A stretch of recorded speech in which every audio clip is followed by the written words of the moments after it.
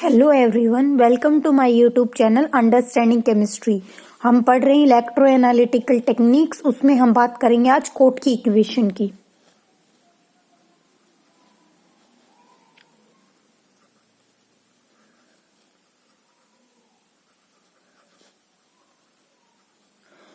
इन्हीं इलेक्ट्रोएनालिटिकल टेक्निक्स के अंडर हमने पढ़ी थी एक और इक्वेशन जो कि थी हमारे पास इकोविक इक्वेशन।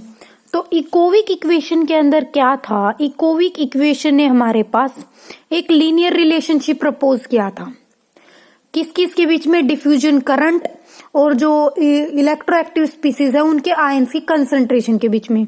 क्या किया था इसने प्रपोज? इसने बताया था कि ये जो इकोविक इक्वेशन है हमारे पास, इसने लीनियर रिलेशनशिप बताया था हमारा किस किस के बीच में? हमारे डिफ्यूजन करंट और जो कंसंट्रेशन है इलेक्ट्रोएक्टिव स्पीसीज की उसके बीच में।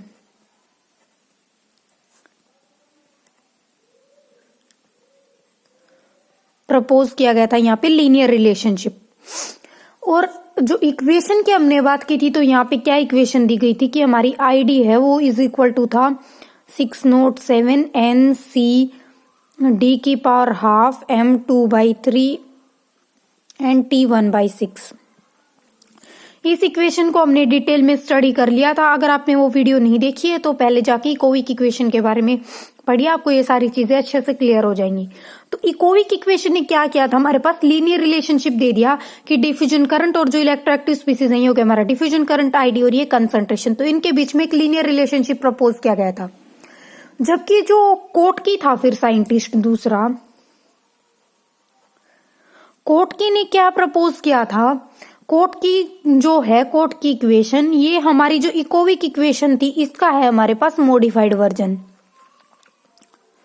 ये मॉडिफाइड वर्जन जो है ये हमारा कोटकी ने प्रपोज किया था।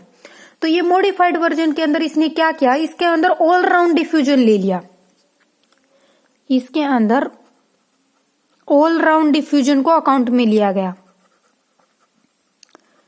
वो कैसे? तो हम बात करें इक्वेशन की तो इसने कैसे इक्वेशन प्रपोज की थी?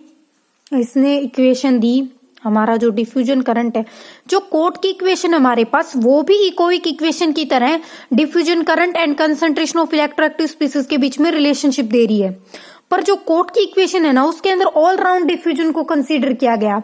इसके अंदर सिर्फ एक सिंपल डिफ्यूजन को कंसीडर किया गया था इकोविक इक्वेशन के अंदर, जबकि कोटविक की इक्वेशन के अंदर ऑल राउंड डिफ्यूजन को कंसीडर किया गया। और ये इक्वेशन प्रपोज की गई ID is equal to 607 ND की पावर हाफ CM की पावर 2/3 T की पावर 1/6 और इसके अंदर 1 + 347 T की पावर 3/2 T की पावर 1/2 बाई M की पावर 1/3।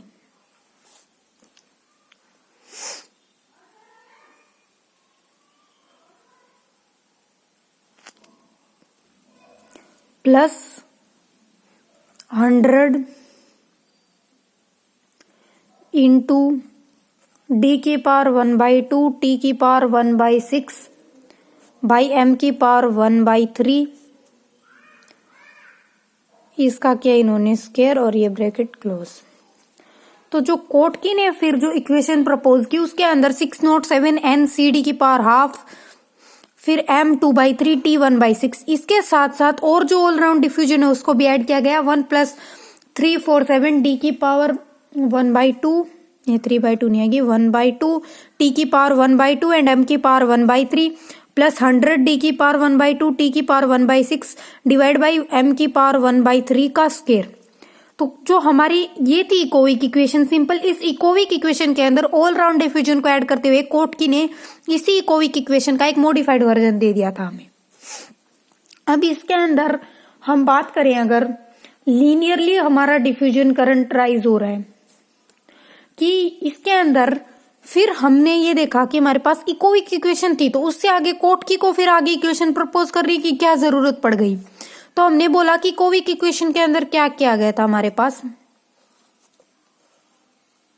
हम बात करें यहाँ पे करंट ले लिया हमने, यहाँ पे कंसंट्रेशन ली थी और इन दोनों के बीच में एक लीनियर रिलेशनशिप प्रपोज किया गया था। ये काम किया गया था इकोविक इक्वेशन के अंदर। अब इस इक्वेशन के अंदर हमने इक्वेशन भी प्रपोज कर दी, वहां से ग्राफिकल रिप्रेजेंटेशन भी हो गई। फिर इस इक्वेशन के अंदर कमी क्या रहेगी, इसके अंदर थ्योरेटिकल डिफिकल्टी क्या है इकोविक इक्वेशन से, क्योंकि इस इक्वेशन ने लीनियर डिफ्यूजन अज्यूम किया था, और ये जो लीनियर डिफ्यूजन हो रहा है यहाँ पे, ये हमारा पॉसिबल ही नहीं है डीएमई के ऊपर। यहाँ पे लीनियर डिफ्यूजन करंट को अज्यूम किया गया, और ये लीनियर डिफ्यूजन करंट फिर हमारा डीएमई के ऊपर पॉसिबल ही नहीं है। और हमें जो हमारे एक्सपेरिमेंट करने हैं वो करने ही डीएमई को लेकर हैं। अब जब डीएमई के ऊपर ये चीज पॉसिबल ही नहीं है, तो इसको हम कैसे किसी भी कैलकुलेशन के लिए यूज कर सकते हैं। इसीलिए इस जो इकोविक इक्वेशन से हमें जो रिजल्ट मिला था वो थ्योरेटिकली डिफिकल्टी आ गई उसके सामने, कि जब हम थ्योरेटिकली आगे कैलकुलेशन करने जाते हैं तो हमारा लीनियर डिफ्यूजन डीएमई के ऊपर पॉसिबल नहीं है। ये डीएमई के ऊपर पॉसिबल ही नहीं है, तो फिर ये हमारा कैसे सही हो सकता है। इसके लिए हमें फिर कोर्ट के ने ये अलग इक्वेशन प्रपोज की, जिसको कोर्ट की इक्वेशन बोलते हैं। उसने ऑल राउंड डिफ्यूजन कंसिडर किया और इस इकोविक इक्वेशन को उसने मॉडिफाई कर दिया। उसके बाद जो हमें इक्वेशन मिली वो हमें मिली कि उसने ये वाली इक्वेशन हमारी जनरल होती है जो डीएमई के ऊपर परफॉर्म की जाती है। ये जैसे हमारी सिग्मोइड कर्व वाली इक्वेशन ही है, ये प्रपोज की थी उसने। तो यहाँ पे इन्होंने लिया था करंट वोल्टेज, मतलब ये हमारा सीवीसी कर्व हो गया। तो यहाँ तक था हमारा रेजिडुअल करंट आईआर, यहाँ पे था हमारा डिफ्यूजन करंट आईडी, और ऊपर आ गया था हमारा यहाँ के बाद लिमिटिंग करंट।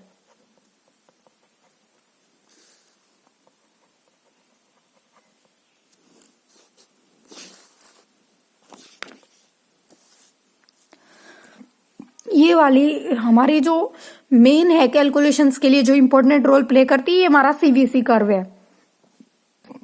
इस कर्व के कैलकुलेशन में हमें जिस चीज ने हेल्प की वो है हमारा कोट की इक्वेशन। अब कोट की इक्वेशन के अंदर हमें पता है कि हमारा आईडी क्या है, डिफ्यूजन करंट है। और जो अगर हम बात करें इकोविक इक्वेशन के लिए, तो हमारा जो आई मानते हैं वो हम डिफ्यूजन करंट कांस्टेंट मानते हैं।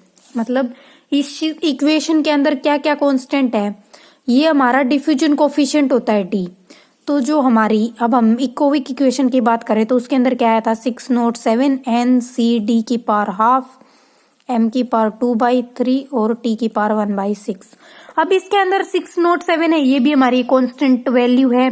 फिर हमारा n भी कांस्टेंट होता है, और हमारा जो ये डिफ्यूजन कोफिशिएंट d है ये कांस्टेंट होता है। तो इसके अंदर हमारा 607 n और d ये कांस्टेंट टर्म्स हो गई। बाकी कंसंट्रेशन चेंज हो सकती है, मास चेंज हो सकता है और ड्रॉप टाइम चेंज हो सकता है। तो इसके अंदर जो हमारी कांस्टेंट वैल्यू है उसको अगर हम i से डिनोट करें तो यहाँ पे वो इक्वल होगी 607 n d की पावर हाफ इकोविक इक्वेशन के लिए। तो पर अगर इसी चीज की बात हम कोट की इक्वेशन के अंदर करें कि उसके अंदर क्या क्या चीज हमारे पास कांस्टेंट होगी, तो उस केस में जो चीज हमारे पास कांस्टेंट आएगी, मतलब ये जो आई की वैल्यू है ये हमारी इकोविक इक्वेशन के लिए थी। अगर हम हमारी कोट की इक्वेशन के केस में बात करें तो हमारी कोट की इक्वेशन के मतलब बिहाफ पे ये आई की वैल्यू क्या आएगी हमारे पास, ये 607 उसके अंदर भी है एन डी की पावर हाफ ये रहेगा। और इसके साथ साथ जो हमारी ब्रैकेट वाली टर्म है ना वो भी पूरी आ जाएगी। अब हमारी ये थी ना कोट की इक्वेशन, तो इसके अंदर जो हमारी ये ब्रैकेट वाली टर्म है ना साथ में कांस्टेंट में ये भी इंक्लूड हो जाएगी। तो यहाँ पे आ गया डी की पावर हाफ टी की पावर हाफ एम की पावर 1/3 प्लस 100। अब यहाँ से डी की पावर हाफ टी की पावर 1/6 एम की पावर 1/3 का स्क्वायर। ये जो है हमारी यहाँ पे आई की वैल्यू आ जाएगी। अब इकोविक इक्वेशन के अंदर जो प्रेडिक्ट किया गया था कि इकोविक इक्वेशन ने क्या प्रेडिक्ट किया गया था कि हमारा आई डी और कांस्टेंट आई, ये जो डिफरेंट एक्सपेरिमेंटल कंडीशंस है ना उनके अंदर कांस्टेंट रहते हैं, और ये कैपिलरी कंडीशंस जो है कैपिलरी की जो कैरेक्टरिस्टिक है उन पे डिपेंड नहीं करते। जबकि कोट की इक्वेशन ने क्या बताया था कि हमारा जो डिफ्यूजन करंट कोफिशिएंट है आई कांस्टेंट ये है हमारा diffusion current constant. Diffusion current constant और हमारा डिफ्यूजन करंट दोनों का ही दोनों कांस्टेंट रहते हैं। अगर हमने एक्सपेरिमेंटल कंडीशन, कोई भी डेफिनेट एक्सपेरिमेंटल कंडीशन ले ली, तो उसके केस में हमारे आईडी और ये डिफ्यूजन करंट कोफिशिएंट दोनों कांस्टेंट रहेंगे, और ये जो कैपिलरी की कैरेक्टरिस्टिक है ना, उसके ऊपर डिपेंड नहीं करती। जबकि कोट की इक्वेशन के अंदर क्या प्रेडिक्ट किया गया है कि जो हमारा डिफ्यूजन करंट कांस्टेंट है, ये कांस्टेंट नहीं होता, ये डिफरेंट कैपिलरी कैरेक्टरिस्टिक्स के साथ चेंज होता है। तो डिफरेंट कैपिलरी या फिर सेम कैपिलरी या फिर उनके अंदर जिसके अंदर HG चेंज हो रहा हो, मतलब मरकरी का जो फ्लो होना है उसके अंदर से वो चेंज हो रहा हो, तो उस केस में हमारा डिफ्यूजन करंट कांस्टेंट भी चेंज होगा। ठीक है, ये बात की हमने कोट की इक्वेशन की। तो अब इसके अंदर क्या क्या पढ़ा हमने। इकोविक इक्वेशन लीनियर रिलेशनशिप देती है, जबकि कोट की इक्वेशन हमारा इकोविक इक्वेशन का मॉडिफाइड वर्जन है, ये ऑल राउंड डिफ्यूजन को कंसीडर करता है। फिर हमारे इकोविक इक्वेशन के साथ प्रॉब्लम क्या थी कि ये लीनियर डिफ्यूजन करंट दे रहा था, जो कि डीएमई के ऊपर पॉसिबल नहीं है, और हमें कोट की इक्वेशन से हमारा जो सिग्मोइड सीवीसी कर्व जो हमें सिग्मोइड मिलता है वो मिल गया। इसके अंदर फिर हमने बात की डिफ्यूजन करंट कांस्टेंट की। तो इकोविक इक्वेशन ने तो ये बताया था कि हमारा diffusion current and diffusion current constant capillary characteristics पे डिपेंड नहीं करते, और एक डिफाइंड एक्सपेरिमेंटल कंडीशन में ये कांस्टेंट रहते हैं। जबकि कोट की ने क्या बताया कि हमारा जो डिफ्यूजन करंट कांस्टेंट है, ये कैपिलरी कैरेक्टरिस्टिक्स के साथ वेरी होता है। तो ये जब कैपिलरी अलग होंगी या फिर कैपिलरी सेम और उसके अंदर मरकरी का फ्लो चेंज हो रहा, उन दोनों केसेस में ही हमारी ये जो डिफ्यूजन करंट कांस्टेंट है, इसकी वैल्यू चेंज होगी। अगर आपको कोट की इक्वेशन के अंदर कोई भी डाउट है तो आप कमेंट्स में पूछ सकते हैं। Thank you.